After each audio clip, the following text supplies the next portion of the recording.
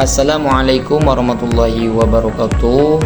Alhamdulillahil malikil haqqil mubin alladzi habana bil imani wal yakin. Allahumma sholli ala sayidina Muhammadin khatamil anbiya'i wal mursalin wa ala alihi thayyibin wa ashabihil akhyari ajma'in wa man tabi'ahum bi ihsani ila yaumiddin, amma ba'du. Faqad qala Allah Ta'ala fi ayatil karim, a'udzu billahi minasyaitonir rajim, bismillahirrahmanirrahim, wa ma kana al mu'minuna liyanfiru kaffah, sadaqallahul azim. Al-ayah.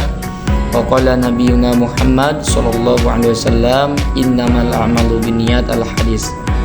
Kepada yang terhormat dosen pengampu mata kuliah penulisan berita dan artikel, yakni Al-Mukarram Bapak Dr. Adi Kusuma, yang semoga beliau selalu diberikan kesehatan, kelancaran, kemudahan dalam segala aktivitasnya, amin ya Allah ya rabbal alamin. Dan tak lupa juga kepada kita semua ya, yang semoga Allah selalu berikan kesehatan jasmani maupun rohaninya ya, sehingga kita bisa melaksanakan ya kegiatan aktivitas di bulan suci Ramadan ini dengan baik. Allahumma amin ya rabbal alamin.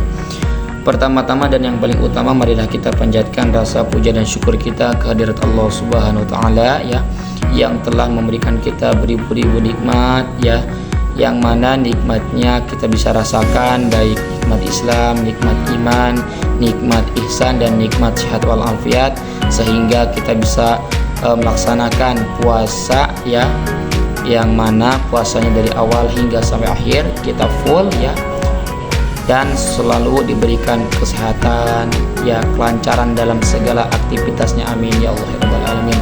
Sholawat dan salam tetap tercurah limpahkan kepada bunda alam ya, Rasul pilihan ya, yang mana telah membawa kita dari zamannya kebodohan menuju zamannya kepintaran. Siapa lagi kalau bukan Habibana wa Syafi'ina wa Maulana Muhammad sallallahu alaihi wasallam, kepada keluarganya, kepada sahabatnya, kepada tabi'in tabi'at, dan kita selaku umatnya selalu mendapatkan syafaatul uzma di yaumil qiyamah nanti, amin ya Allah ya rabbal alamin. Baik, untuk pertemuan kelima layering jurnal di mata kuliah penulisan berita dan artikel, alhamdulillah kemarin pertemuan kelima itu presentasi ya dari kelompok 3 tentang peliputan penulisan berita secara efektif. Oke, di situ ada poin-poin yang dibahas kemarin ya, terkait tentang peliputan dan penulisan berita yang efektif itu bagaimana ya. Yang pertama ada teknik peliputan berita ya, yang kedua ada teknik penulisan berita, dan yang ketiga ada jenis-jenis peliputan berita. Nah, terkait untuk jenis-jenis ya, jenis-jenis peliputan berita itu ada 3. Yang pertama ada hukum dan kriminalitas ya, yang kedua ada politik, dan yang ketiga ada peliputan ekonomi.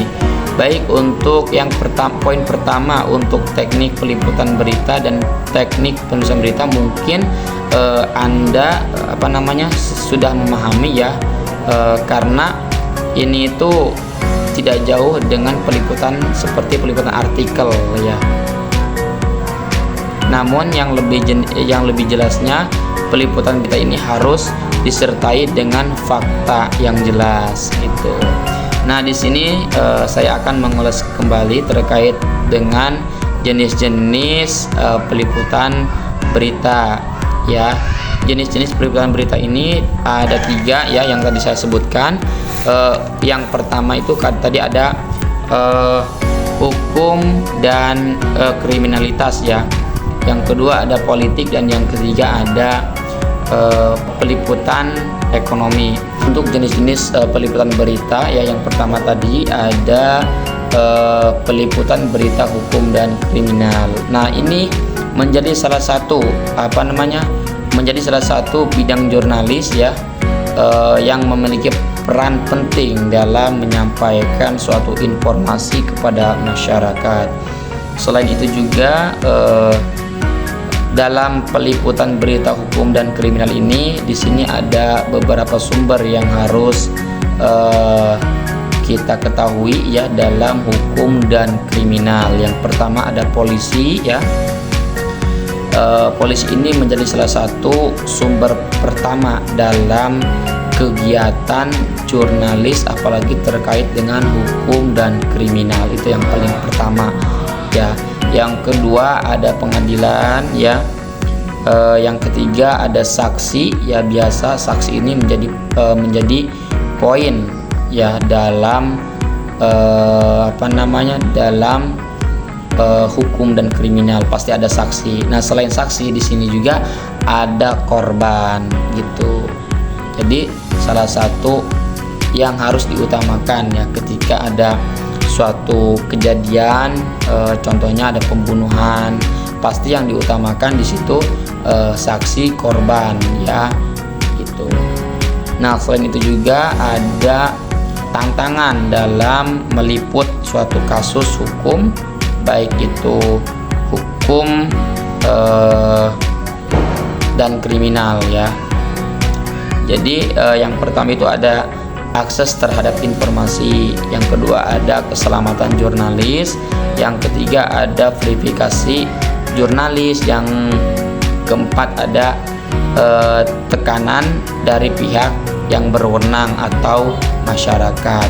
Itu untuk tantangan terkait seorang jurnalis ya. Selain itu juga ada sumber berita dalam politik. Nah, di sini sumber berita dalam politik ini biasanya itu ada yang resmi, ada yang tidak resmi ya.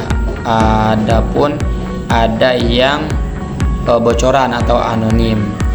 Nah, biasanya untuk yang sumber resmi ini biasanya itu seperti pemerintah, partai politik, dan lembaga hukum, itu yang resmi. Untuk yang sumber tidak resminya biasanya analisis politik, aktivis, dan akademis. Dan untuk sumber anonim biasanya itu bocoran hukuman dalam liputan investigasi. Dan terakhir yaitu tentang teknik investigasi dalam jurnalisme politik. Di situ ada penggunaan dokumen, ada penyamaran dan penyelidikan, ada wawancara yang mendalam terhadap sumber yang tidak dapat disebutkan gitu. Mungkin hanya itu yang bisa saya uraikan dan bisa saya sampaikan ya. Kurang lebihnya mohon maaf. Wabillahi taufiq wal hidayah. Wassalamualaikum warahmatullahi wabarakatuh. Sampai berjumpa di Learning Journal selanjutnya.